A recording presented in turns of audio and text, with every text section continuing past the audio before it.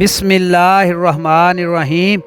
अस्सलातु वस्सलामु अलैका या सय्यदी या रसूल अल्लाह व अला आलिका व सहाबिका या सय्यदी या हबीब अल्लाह। अस्सलामु अलैकुम व रहमतुल्लाहि व बरकातुहू। हक बहु ऑफिशियल के नाजरीन को आपका मेज़बान खालिद कमर हज़रत सुल्तान बाहू रहमतुल्लाह अलैह के मारूफ पंजाबी कलाम अबियात बाहू के बैत नंबर 69 में खुशामदीद कहता है।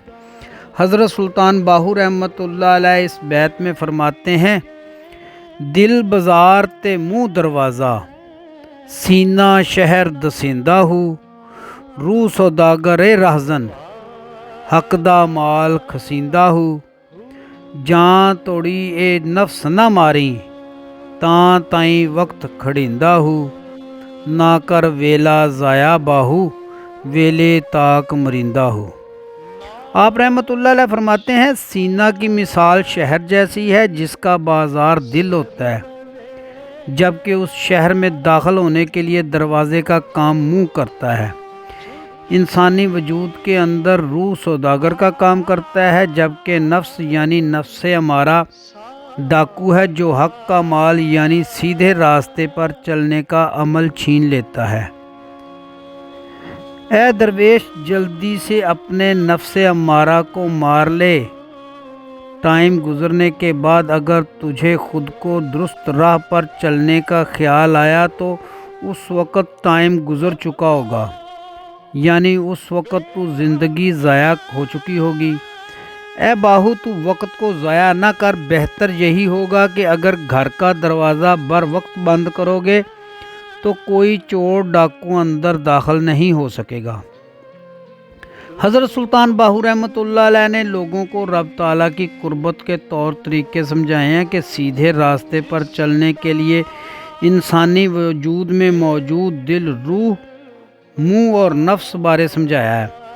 दिल इंसान का महवर और मरकज़ है और इस बैत में दिल को बाज़ार से मुखातब किया गया है। जैसे बाज़ार में से ज़रूरत की सब चीज़ें मिल जाती हैं, इसी तरह दिल से इंसान को सब कुछ मिलता है। अगर दिल गैरुल्लाह से महफूज है तो दिल रूह से सौदा ख़रीद कर लेता है, यानी दिल पाक साफ़ हो जाता है और हक ताला की कुर्बत के रास्ते पर चलता है। आप रहमतुल्लाह अलैह फरमाते हैं, नफ्स अमारा वो डाकू है जो रूह से मिलने वाले अच्छे माल को लूट लेता है। हज़रत सुल्तान बाहू रहमतुल्लाह अलैह अपनी किताब इसरार कादरी में फरमाते हैं कि नफ्स अमारा, शैतान और दुनिया तीनों का बाहमी बहुत गहरा ताल्लुक़ है। आप रहमतुल्लाह अलैह हमें समझाते हैं कि अपने अंदर से नफ्स अमारा को मारना बहुत ज़रूरी है। इसके मौजूद होने यानी ज़िंदा होने की वजह से बंदा बुराइयों से बच नहीं सकता। जब तक नफ्स अमारा नहीं मर जाता तब तक अपनी ज़िंदगी का वो कीमती वक़्त ज़ाया समझ लें। सूरह अल हशर आयत नंबर 9 में फरमाने गफूरुर रहीम है, हकीकत ये है कि जो लोग अपने नफ्स की तंगी से बच गए वही फलाह पाने वाले हैं। हज़रत सुल्तान बाहू रहमतुल्लाह अलैह ने इस बैत के पहला मिसरा में मुँह को दरवाज़ा मुखातब किया है, जबकि चौथे मिसरा में वेले ताक मरेंदा हूँ फरमाया है, यानी जल्दी दरवाज़े के पट बंद करने होंगे। यहाँ ये बात काबिल गौर है कि वो कौन सी चीज़ें हैं, कौन सी ताकतें हैं जो मुँह से गुज़र कर दिल के बाज़ार में दाखिल होती हैं। काफ़ी गौर करने के बाद समझ आई कि दिल और मुँह ख़ास जगह हैं, जिनमें से एक मुंह है। मुंह के अंदर ज़ुबान है जिसके अंदर बोलने का अमल दिल बाज़ार पर असर करता है, जबकि दूसरा मुंह है। मुंह से खाने पीने का अमल होता है जो दिल बाज़ार पर असर करता है। अगर बंदा हलाल खाए यानी अच्छे अमल करे तो वो दिल बाज़ार खूबसूरत हो जाता है। अगर बंदा हराम खाए पिए यानी नफ्से अमारा के हुक्म को वो मानता रहे और रब ताला की कुर्बत की तरफ तवज्जो ना करे तो दिल बाज़ार बदबूदार हो जाता है, ख़राब हो जाता है।